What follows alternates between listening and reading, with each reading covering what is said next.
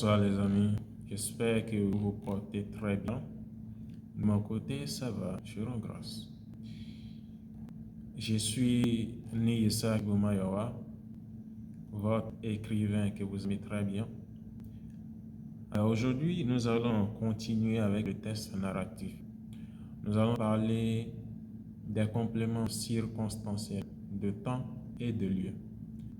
Comme on l'a signalé précédemment, l'histoire s'inscrit dans un temps et dans un lieu donné. C'est-à-dire que c'est délimité dans le temps et c'est délimité dans l'espace.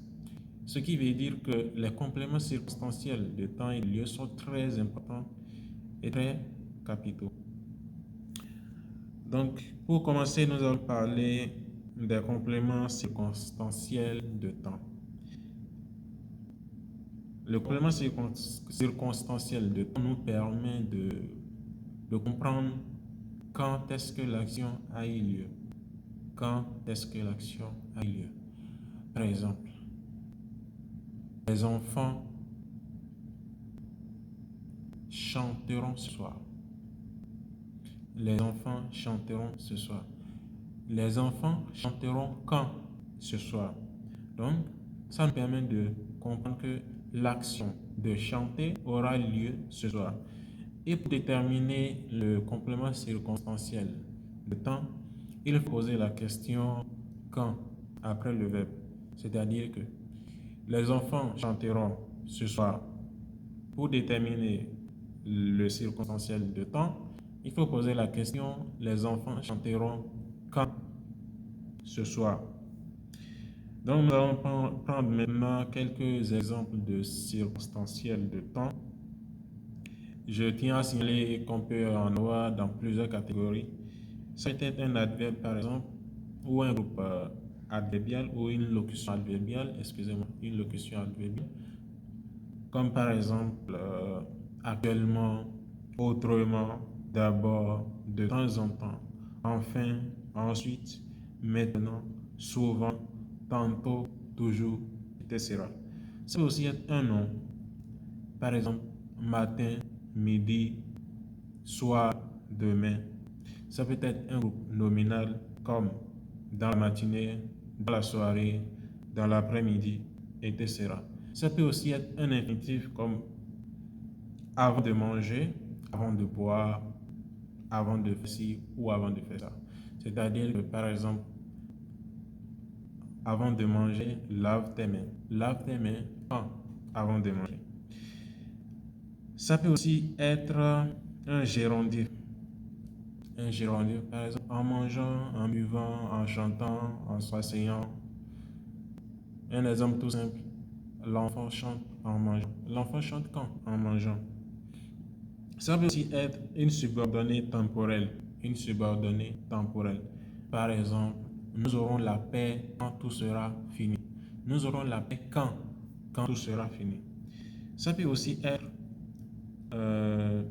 une subordonnée participiale, c'est-à-dire le sujet plus le participe. Par exemple, papa rentré, nous fermâmes la porte. Nous fermâmes la porte quand? Quand papa est rentré. Donc, papa rentré, nous fermâmes la porte. Voilà donc quelques exemples de circonstanciels de temps. Nous allons parler maintenant du circonstanciel de lieu. Le circonstanciel de lieu nous permet de savoir où est-ce que l'action a eu lieu, le lieu de l'action. Et pour comprendre ou pour déterminer le circonstanciel de lieu, il faut poser la question où après le verbe, ou la question vers où après le verbe, ou la question d'où après le verbe. Par exemple, les enfants dorment dans la maison. Les enfants dorment où? Dans la maison. Donc, la maison, c'est le circonstanciel de lieu. Et nous allons aussi prendre quelques exemples de circonstanciels de lieu. Ça peut être un adverbe ou une locution adverbiale comme là, ailleurs, derrière, devant, dessus, dessous, ici, là-bas, là-haut, loin, partout. Ça peut aussi être un nom comme voyage, champ, marigot. Par exemple, papa va au champ. Papa va où? Au champ. Le champ, c'est le nom. Ça peut aussi être un pronom personnel, comme tu iras chez lui. Tu iras où? Chez lui. Donc, lui, c'est un pronom personnel et ici, c'est un complément circonstanciel de lui. Ça peut aussi être un pronom possessif. Par exemple, il retourne auprès des siens. Il retourne où? Auprès des siens. Donc, sien, pronom possessif. Ça peut aussi être un pronom indéfini. Par exemple, il n'allait chez personne. Il n'allait où? Chez personne. Personne, c'est indéfini. Ça peut aussi être un pronom relatif. Comme par exemple, le village d'où je viens est beau. Le village d'où je viens est beau. Le où ici, c'est relatif. Ça peut aussi être un pronom démonstratif. Par exemple, je verse l'eau dans celui-ci. Je verse l'eau dans celui-ci. On va poser la question, je verse l'eau où? Dans celui-ci. Celui-ci, c'est un pronom démonstratif. Ça peut aussi être une proposition. Comme par exemple, dans la vie, il faut aller où l'on est accepté. Dans la vie, il faut aller où? Où l'on est accepté. Donc, c'est une proposition. Voilà donc ce qu'on peut dire par rapport au complément circonstanciel de temps et de lieu.